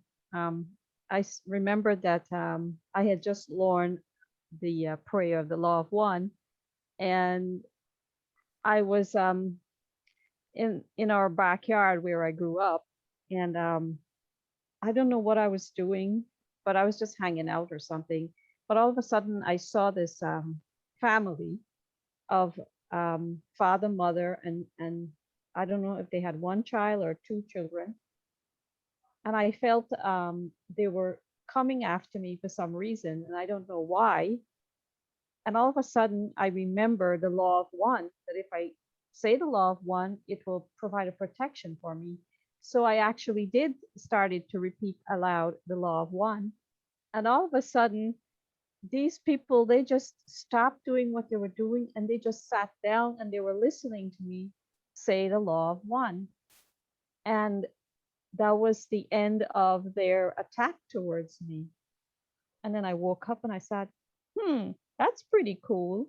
This actually does work. So from since then, I started using the law of one, over and over. Whenever I leave home, whenever I go out in the vehicle and I'm driving, that's the first thing I would say for the protection of myself and everyone on the road and so on. But in other situations, I will always use the law of one to protect myself. Fantastic. And I remember one time I got pulled over by a cop. And before the cop came over to question me, I started to repeat the law of one. And then the cop came over and asked me, for a license and blah, blah, blah. I went back and came back, and he just handed it back to me. And he said, you can go. And I said, cool, law of one does work. These are examples of how the law of one, when you use it for your benefit and protection, it actually does work. Yeah. So yeah, I wanted to share that prayer and the dream time. Fantastic. And this is what we're looking out for. And without expectations, of course. Yeah. Without projecting, without being attached to any outcome here, but also acknowledging it when it happens. I've written myself a dragon revocation, I think, beginning of the year, and I've just, I got a cup with a dragon on it, so I drink my water out of it. So, I'm focusing on the dragon. The amount of dragons that I'm finding at the moment, yeah, obviously jewelry, brooches, there's dragons bloody everywhere. We are creating. We are the creators of our reality. There's no more victimhood. Totally ripping. Just bringing it into our frequency. Yeah, we're bringing. Like when you get a red car and then all of a sudden you're seeing red cars everywhere. But you just get a dragon teacup.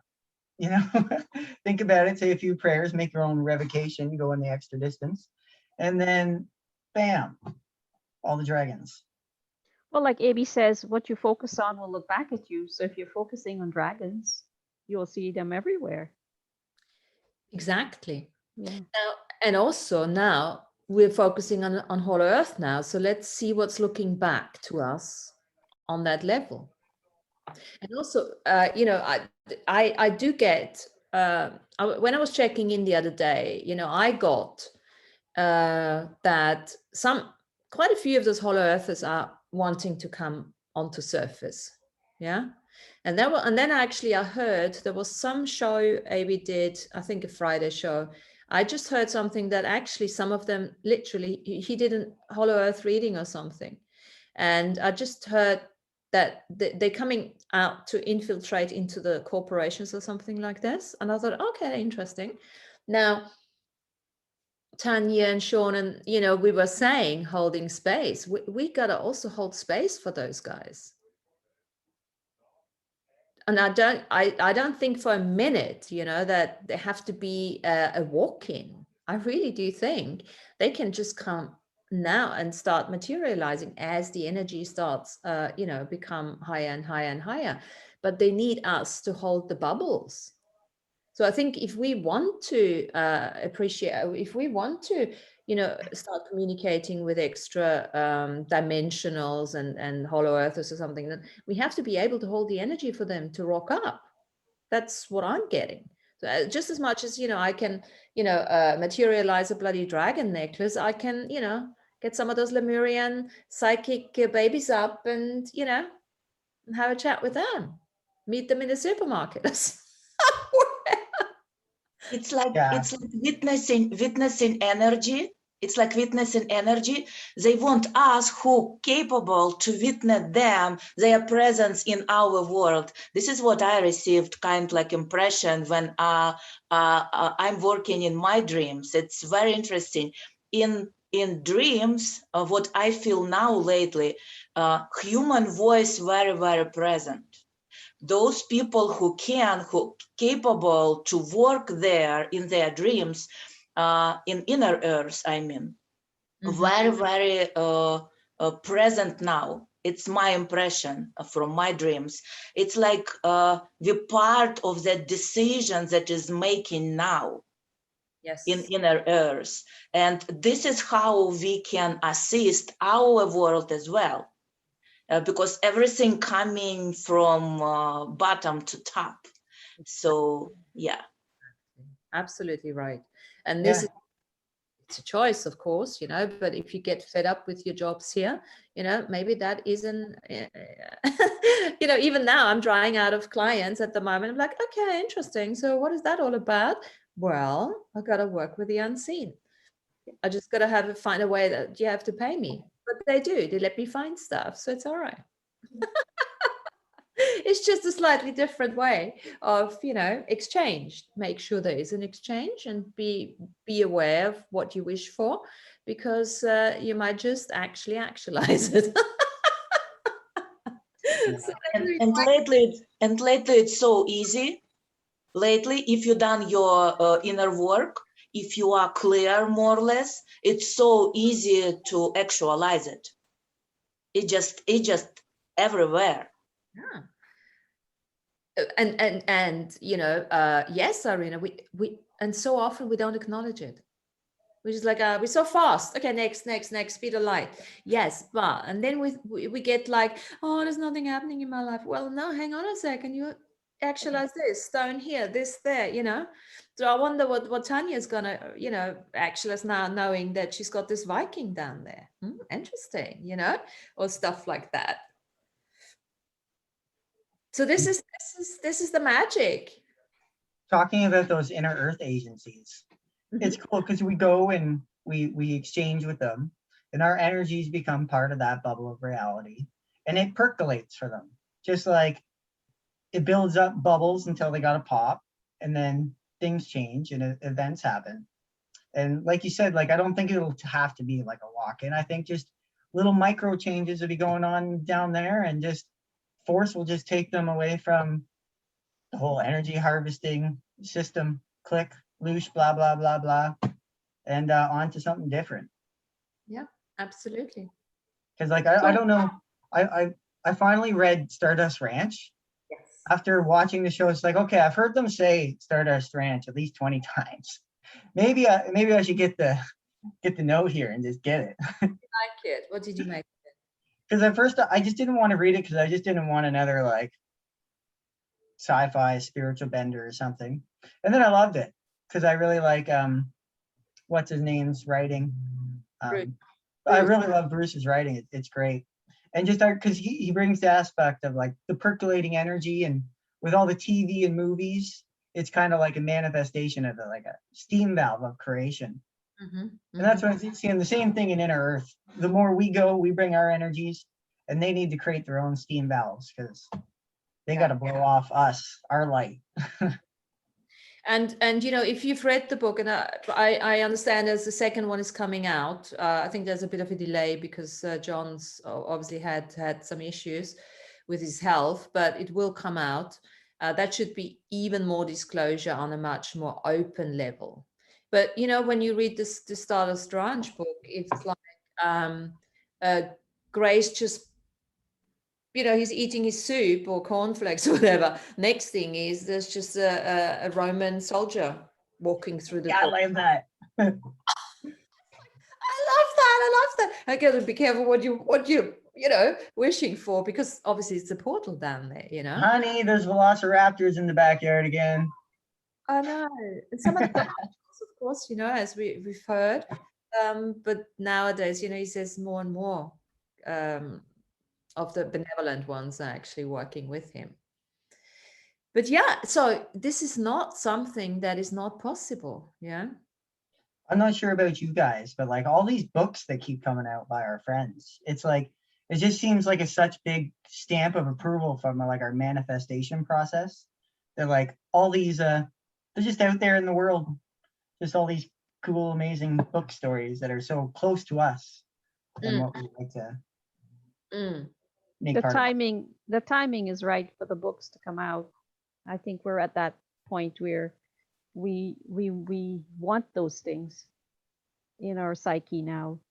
We want to understand more. We've advanced to this point where that's the next step for us to go forward. But coming back to Hollow Earth, if you don't mind, Martina, what do we know about Hollow Earth and its people? Well, lots of the stuff that I put in the meditation was a teaching, yeah, which I took from the teachings of Andrew. You know, if you Google Hollow Earth, and you just got to go and look through his shows and wherever he's mentioned Hollow Earth, you know, there's a lot of that, lots of teachings in there. There is not a lot out there. I've tried to get other books, you know, but they don't really know a lot about Hollow Earth, you know. Can't remember now which ones I bought. There was Some of them are channeled, but it's quite soft. You know, it's like bits and pieces, but nothing really you can really get a grip on. You know, so I think I mean, a lot of those books too are written in like the golden age, right? The end of the 1800s. Of Hollow Earth, yeah, one of them. Yeah, yeah. I bought it, and it's very difficult to read actually. I can't remember what it was. I did buy this one, and I just never really read it. I just started off, didn't really read it. But there's a lot of stuff out there Andrew has brought up with the Hollow Earth. You know, when you Yeah. start reading, so part of what we've done today, this was not just the stuff that I made up. This was actually part of the teachings. Yeah. Well, I did a little bit of transcript on a show he did with Audrey on Hollow Earth. And one of the things that I noticed that he mentioned, if I'll quote what he said. He said, "We know so little how they actually function, and the light that I can shine at this moment is it's a battle for ideology now between clans and tribes of beings who live between 4 and 25,000 years. Yeah. So even he doesn't know a whole lot about them. But from what I gathered, there are like two types of beings in Hollow Earth. And if I can find the page here. But 10,000 plus species down there, 22 billions down there. Yeah, yeah. He did say that. He said that they are, let me read what he says is, now the ones that, there are two types of beings down there. So there's two classes of technologies down there. The ones that are physical, they live down there, and the ones that are etherically live down there. So there's the physical and the etherical ones. Yes. And he says that now the ones that etherically live down there have the greatest influence right now, and ultimately determining solar system politics. And the individuals of those clans and organizations have relations to the physicals, the ones that are in actual caverns that are 10,000 plus species that live down there, and about 20 to 22 billion beings down there altogether. Yeah. So that's a lot of beings. So like, And oh, sorry, keep going, man. yeah. And then he goes on to say that, so the clans, that is really what semi-unite or disunite the Hollow Earth, be you etherical or physical. And then he says, now there are groups, etheric and a group of physicals. So there's a part from the etheric and a part from the physical group that have formed their own, let's just say, subclan of belief or physiology. And they are the ones that are challenging the negative physical incarnators, like the Dracos, the reptilians, so on and so forth, the Orions and the Syrians. The other ones that are still down there that have significant presence in the subsurface and spatial process. And then he went on to say that like, you know, our NASA is completely related to and have, you know, the Syrian star system. Why? Because the esoteric community that drove it really from its beginning. And then he continued to talk about harvesting. There's the brain power of the people who are actually working at NASA and so on. Yeah. And so what I'm understanding from him is that there's that breakaway group from both factions, the etherical ones and the physical ones, that are, I would say, they're part of the resistance free earth, if I'm understanding this correctly. And that would probably be the ones that we would want to be working with. Yes? there's so many factions, clans, tribes down there, and so many that have been, you know, I remember him saying there's so many that are so ancient, and they've been fighting. And the main fight was who is, you know, who was who has more founder technology, and who's the, you know, the initial founder, that sort of shit. There's so much going on. I think, you know, the more the more information one can extract from his material, from, you know, other material that's probably coming out, and then create your own picture. And then that will sort of help. Just if you know the etheric ones and the solid ones, as you go down in your meditation, you can say, okay, so let's see. I love the ones that live in the space between the atoms. Okay, well, let's have a chat here. What's going on, right? Because you get a little bit of guidance. You get a little bit of idea of what can I work with, instead of just going down there and you know nothing about it, right? Mm-hmm. But it's good. So the more you know, it's great that you already started transcribing some of that stuff, and then just go down there next time and see what you getting, you know? Yes, That's, because it's so confusing. He yeah. talks about hollow earth, but we don't really know very much about them. We know that there are billions of beings down there. We know we have ancestors down there. We know the Well, species that went extinct are down there. yeah. Say again? They running the show up here. Yeah, exactly. So And we have no part in saying what our future is because of that. Because they're running the show. they're running the show. So, you know, there's quite a few, you know, I think that's why I'm drawn to them, always have been, because there's so much we can do with them, you know. They need our help on the other side, and we also need to shut them up, you know. We need to, you know, there's that. And obviously also because of my connection, which I don't know enough either yet, you know, but that just has to come through the exploration. I have to do more creative writing, more dreams and all of that. And obviously also having chats with you guys about it, because all of that, we're going to walk away and we're going to have over the next couple of days, weeks, months, have more ideas, you know, what's going to pop into our knowingness. And I mean, I think each and every one of our perspectives and experiences can inform the others, right? Like the depth and the breadth of experience. It's like my experience becomes more interesting when I listen to Martina's and Sean's perspective, because I'm seeing it, you know, reflected in mine, but also, yeah, it opens up new doorways of exploration. And so Tanya, did you when you were down there the other day, did you have a sense of what they were negotiating about while you were there? So one of my galactic selves is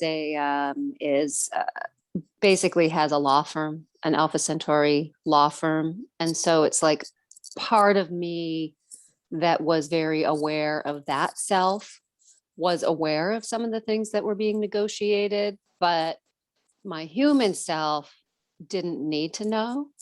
But there was one moment where the giants they were having trouble negotiating the contract. They weren't coming to an agreement. And so then they came to me and said, okay, well, we need, you know, higher level mediation here. So I said, well, okay, what's the problem? And the information that was coming through on this particular negotiation was that they wanted to live by their own laws and standards, which, because the way that the solar system is moving into the higher frequency light, right? Because of the precession of equinoxes, we're going into the golden age now. And it turns out that because they've had those contracts in the past, they wanted to continue them, but it's not the time for that. Like they can go back to those old contracts once the solar system goes back into the darkness again. But now that it's going into the light, you know, they're out. They have to work with the universal laws. And they weren't happy about that. But they agreed. There was an agreement that was reached. So So they didn't understand that the new space, part of space that we're going into, would not support their old contracts. They did understand it. They just didn't want it. Yeah, it's like, well, okay. Yeah.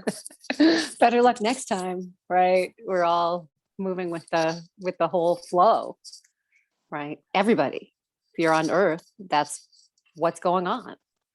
Right. So You they're can't stop the flow of that tide. Mhm. I had very similar experience in my dreams, like Tanya, you are describing to being mediator, to making that negotiation thing.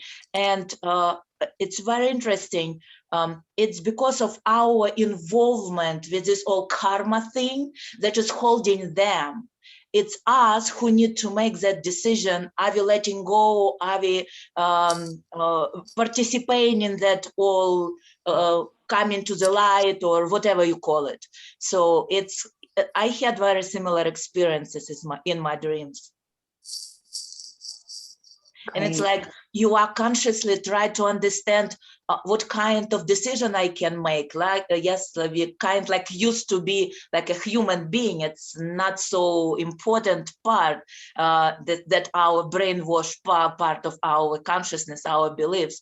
But then you understand, no, I am very equal part of all that changes now that is happening. Yeah, because what they're talking about down there is blah, blah, blah, blah, blah, blah, blah, blah, blah, blah. And then eventually they'll get so bored of their blah, blah, blah. They'll be like, hey, there's the Earth Nouveau Embassy. Let's go jump in the pool and fuck all this. Because like blah, blah, blah, blah, blah, blah, blah, blah, blah, blah. You know, 1 million years this, 10 million years that. Maybe we can just be there for them to have a little cool down, right? After all Get on in. And quickly, in regards to, you asked like what beings are down in inner Earth, and simply you could take all the beings that have soul codes to Earth and that don't fit into the above, like the surface Earth shared reality rules, everything else down in inner Earth. So everything just doesn't fit in the reality rules of the surface Earth. It's all hanging out down there somewhere.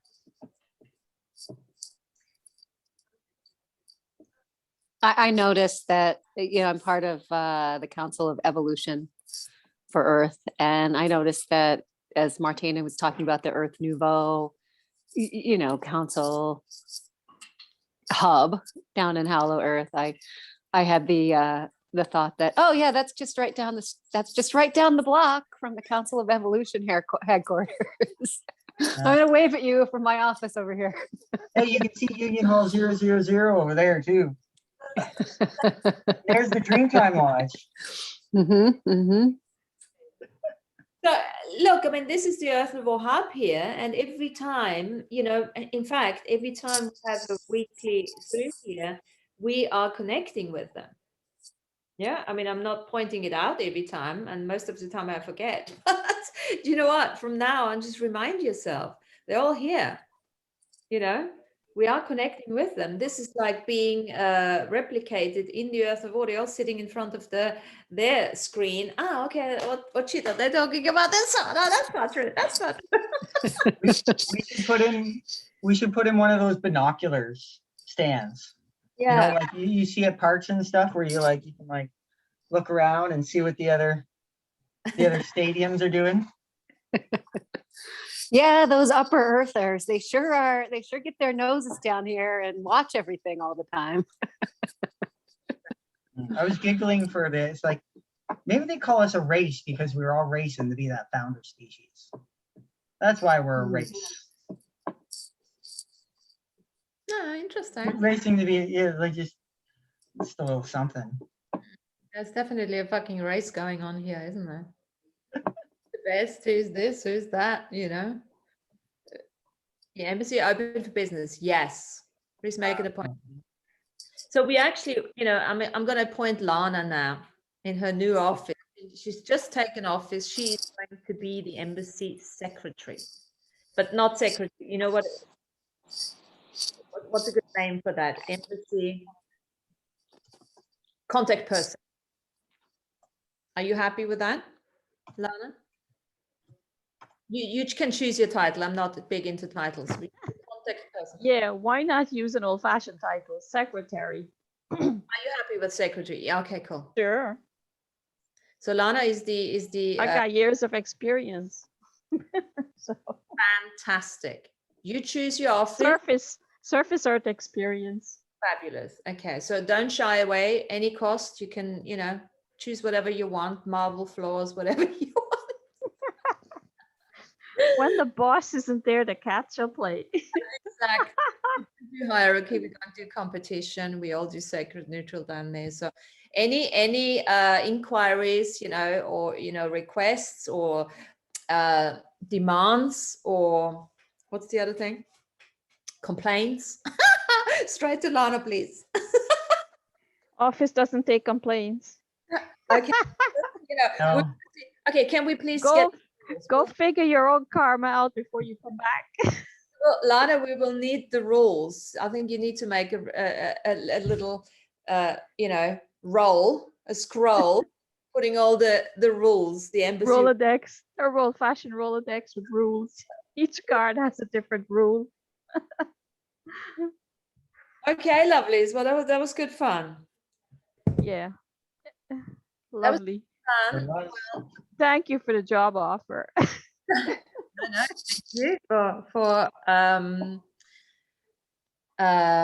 accepting it.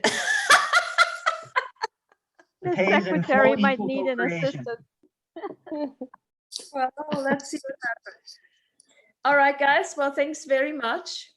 Like every week. Thank you. Thanks all so Thank much. you. Right. Yeah, thank you. It's Yeah, that great. was fun. Thank you, everybody.